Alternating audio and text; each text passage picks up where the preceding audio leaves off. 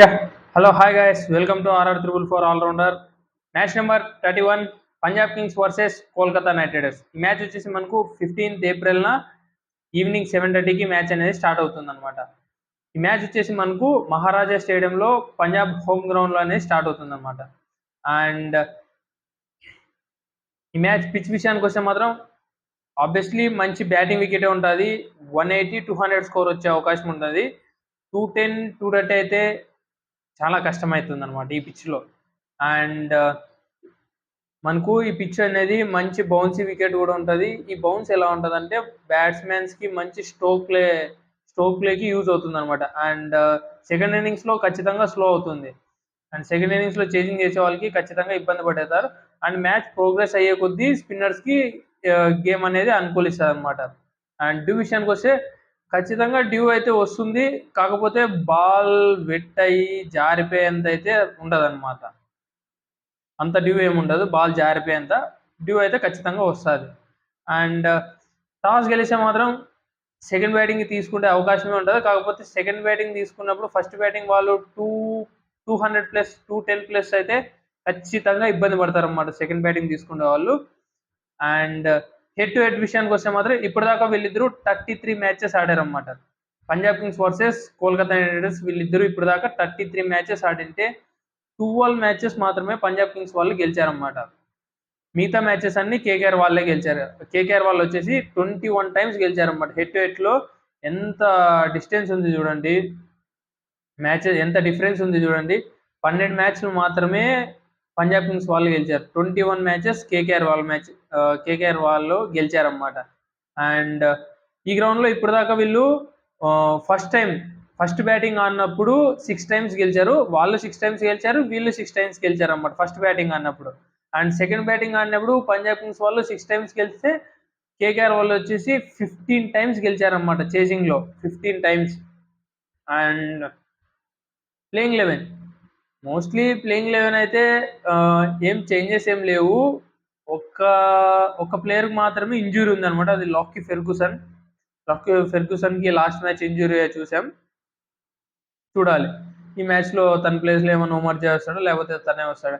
కాకపోతే Punjab Kings match ఓడిపోయి వస్తారు అన్నమాట. 245 రన్స్ స్కోర్ చేసినప్పుడు ఓడిపోయి వస్తున్నారు. అదే కేకేఆర్ వాళ్ళు వచ్చేసి 10 ఓవర్లోనే మ్యాచ్ని కంప్లీట్ చేసి వస్తున్నారు అన్నమాట. వాళ్ళంతా 10 ఓవర్స్లో మ్యాచ్ని కంప్లీట్ చేసి అంత కాన్ఫిడెన్స్తో వస్తున్నారు. వీళ్ళు 245 రన్స్ కొట్టి కూడా మ్యాచ్ ఓడిపోయి వస్తున్నారు. ఇంకా దాని నుంచి కోలుకున్నారో లేదో కూడా తెలియదు అనమాట మనకు.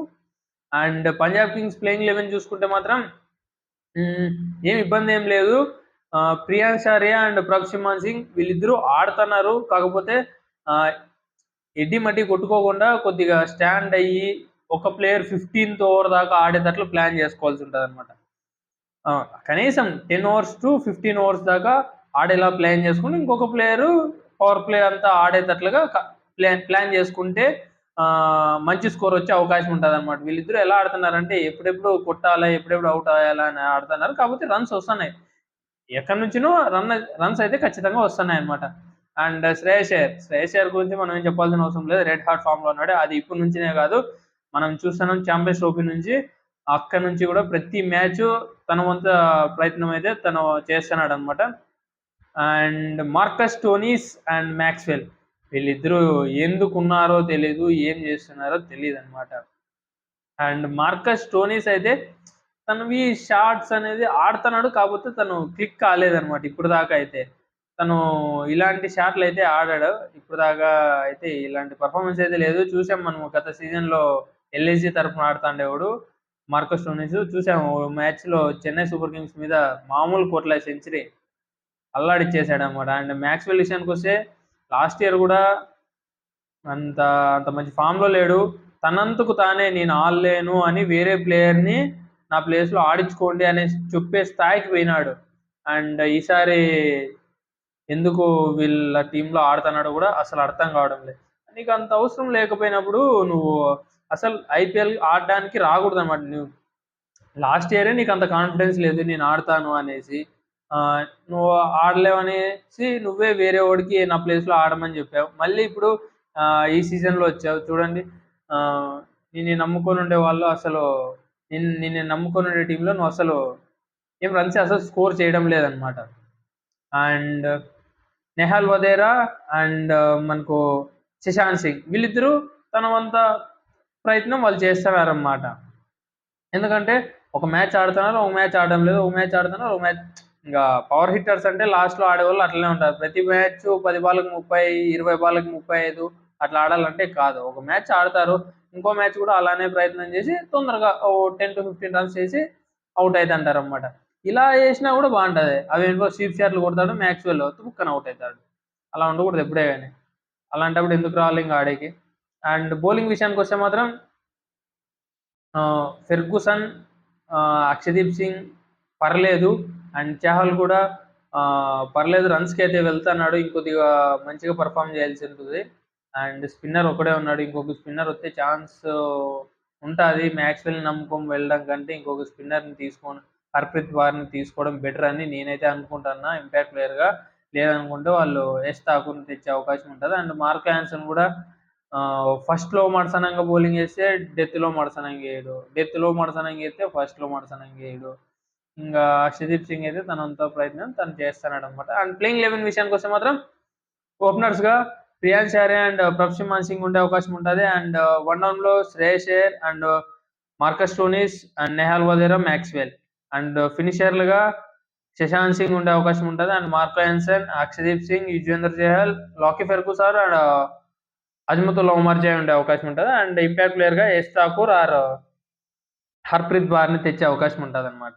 అండ్ కేకేఆర్ ప్లేయింగ్ 11 విషయానికొస్తే మాత్రం వీళ్ళకి కూడా ప్రాబ్లమ్స్ అయితే ఉన్నాయి ప్లేయింగ్ 11లో. ఎందుకంటే ఓపెనింగ్స్ అయితే అంత టచ్‌లో లేరు. లాస్ట్ మ్యాచ్ అయితే సునీల్ నరైన్ ఆడాడు. ఒక మ్యాచ్ ఆడితే ఒక మ్యాచ్ ఆడాడనమాట తను. ఆ మంచి గురించి వదిలేయండి. అండ్ క్వింటన్ డీకాక్ అయితే ఈ సీజన్‌లో ఒక మ్యాచ్ మాత్రమే ఆడాడు. ఆ తర్వాత నుంచి అసలు ఏం ఆడలే. గుర్బాజ్‌ని ఏమన్నా తెస్తారేమో అని అనుకుంటానా. కాకపోతే ఏమన్నా ఇంజ్యూరీ కన్సర్న్స్ ఉన్నాయేమో తెలీదు మనకు. తనైతే రావడం లేదు. తను వస్తాడు అనుకుంటున్నాం. అయితే ఇప్పటిదాకా అయితే రావడం లేదనమాట. అండ్ అజింక్య రహానె మొత్తం ఇంగా ఇచ్చి పడేస్తున్నాడు. తన మీద ఎన్ని ఆశలైతే పెట్టుకున్నారో కేకేఆర్ వాళ్ళు అన్నీ నిలబెట్టేసాడనమాట. తన్ని కొన్నదే 1.5కో, 2కో కొన్నారు. ఆ మాత్రం స్కోరు, ఆ మాత్రం పెర్ఫార్మన్స్ ఈ పాటికే చేశాడని నేనైతే అనుకుంటున్నా. అండ్ కెప్టెన్సీలో గూడా టాప్ నాచ్ ఉన్నాడు. అండ్ వెంకటేష్ అయ్యర్ పెర్ఫార్మ్ చేస్తున్నాడు. లాస్ట్ మ్యాచ్ అంతకు ముందు మ్యాచ్ మంచిగానే పెర్ఫార్మ్ చేసి లాస్ట్ మ్యాచ్ తన దాకా వెళ్ళలేదు. ఓకే.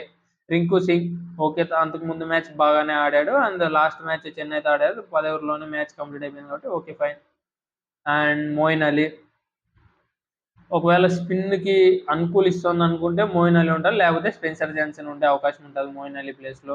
అండ్ ఆండ్రే రసూల్ ఇప్పటిదాకా అయితే అంత పెద్ద బ్యాటింగ్‌లోనూ పెర్ఫార్మెన్స్ లేదు. ఈ సీజన్ అందరికీ కలిసి ఇంకా 17 రన్సే కొట్టింది. ఆ 17 రన్స్‌లో కూడా ఓ 6 ఏమో కొట్టాడు నాకు తెలిసి. ఓ 6 ఓ 4 కొట్టాడు కట్ షాట్. అది సరిగ్గా తెలీదు. 6 4 అయితే ఖచ్చితంగా కొట్టాడు. 17 రన్స్ మాత్రమే కొట్టాడన్నమాట. దాంట్లో కట్ షాట్ కొట్టేసి మళ్ళీ సెకండ్ బాలే ఔట్ అయిపోయాడది. మ్యాచ్ అదో నాకు సరిగ్గా తెలీదు. ఇప్పుడు అదే గుర్తు రావడం లేదు. And Ramandeep Singh okay. Fine మంచిగానే పెర్ఫార్మ్ చేస్తున్నాడు. అండ్ హర్షిత్ రాణా వికెట్స్ అయితే అంతగా తీవ్వడం లేదు. లాస్ట్ ఇయర్‌కి, ఈ ఇయర్‌కి చానా పెర్ఫార్మన్స్ అయితే తగ్గింది. ఏమో గౌతమ్ గంభీర్ లేడేమో అది ఎట్లెట్లో మనకైతే తెలీదు. And Vaibhav Arora okay. Fine.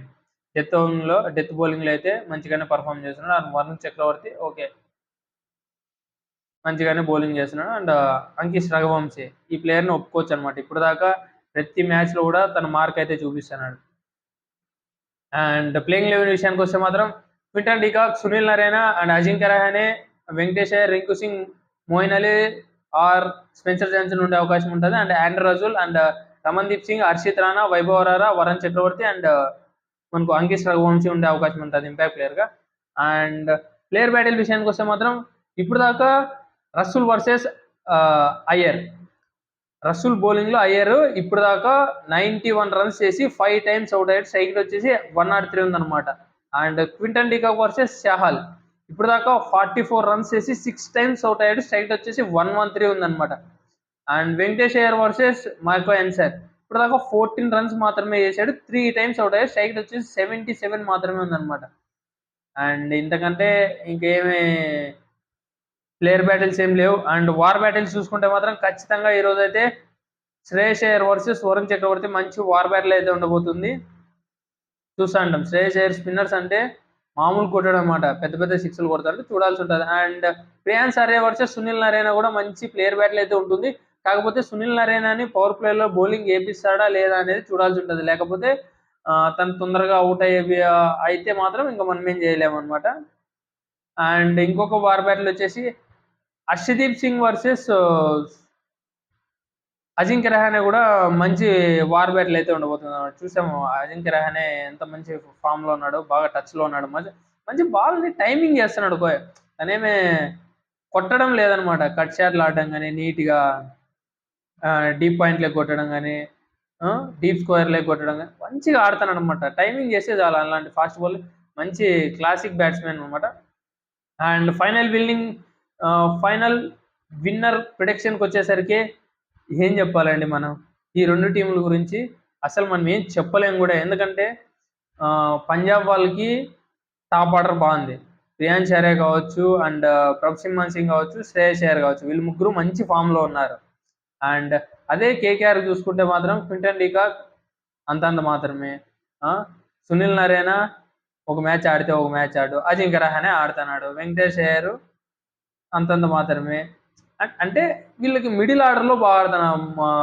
Rinku Singh కావచ్చు, వెంకటేష్ అయ్యర్ కావచ్చు, వీళ్ళు మిడిల్ ఆర్డర్లో ఆడుతున్నారు. అండ్ అంకిష్ రఘువంశీ కావచ్చు, వీళ్ళు మిడిల్ ఆర్డర్ ఆడుతున్నారు, వాళ్ళు టాప్ ఆర్డర్ ఆడతారు. వీళ్ళ మిడిల్ ఆర్డర్ అస్సలు లేదనమాట. ఇంకా మ్యాక్స్వెల్ కావచ్చు, స్టోనీస్ కావచ్చు, నెహల్ బదర్ ఒకసారి ఆడుతున్నారు, ఒకసారి ఆడడం లేదు. ఇంకా అంటే శశాంత్ సింగ్ అప్పుడప్పుడు పర్ఫామ్ చేస్తున్నాడు, అట్లా అనమాట. బౌలింగ్లో అయితే వీళ్ళ పక్క Harshdeep Singh okay fine. And Marco Jansen తెలుసు కదా, ఆల్రెడీ మాట్లాడుకున్నాం. అండ్ అటు సైడ్ కూడా హర్షిత్ రాణా ఓకే, అంతంత మాత్రమే. అండ్ వైభవ్ అరోరా మంచిగానే పర్ఫామ్ చేస్తున్నాడు. అండ్ స్పిన్నింగ్లో అయితే అవతల వరుణ్ చక్రవర్తి కావచ్చు, సునీల్ నరేన్ కావచ్చు మంచి ఫామ్లో ఉన్నారు. ఇవతల మనకు యుజ్వేంద్ర చహల్ అంత మంచి ఫామ్లో లేడు. దీన్ని బట్టి మీరేమనుకుంటారో, మీరు ఏ టీం గెలుస్తుంది అనేది మీరు కూడా చెప్పండి. నేనైతే 50-50 అనుకుంటానా. కాకపోతే స్లైట్ ఎడ్జ్ ఎక్కడో నేనైతే కేకేఆర్కి ఉందనేసి అనుకుంటానా. ఎక్కువగానే లేదు, ఒక 5% మాత్రమే. 55% కేకేఆర్కి ఇస్తాను అనమాట, 45% పంజాబ్ కింగ్స్కి ఇస్తాను అనమాట నేనైతే. ఇది వాళ్ళ వీడియో. అండ్ మీరు ఏ టీం గెలుస్తుంది అనేది కామెంట్ చేయండి, చూస్తాను నేను కూడా మీ ప్రిడిక్షన్ ఎలా ఉంటుంది అనేసి. అండ్ ఇప్పుడు దాకా మీరు ఈ వీడియో చూసింటే మాత్రం మీకు నచ్చిందని అనుకుంటాను. కొద్దిగా లైక్ చేసి నన్ను ఎంకరేజ్ చేయండి. అండ్ మీ ఫ్రెండ్స్లో ఎవరైనా క్రికెట్ లవర్స్ ఉన్నా కూడా ఈ వీడియోని షేర్ చేయండి, నాకు కూడా కొద్దిగా ఉపయోగపడుతుంది. Thank you guys.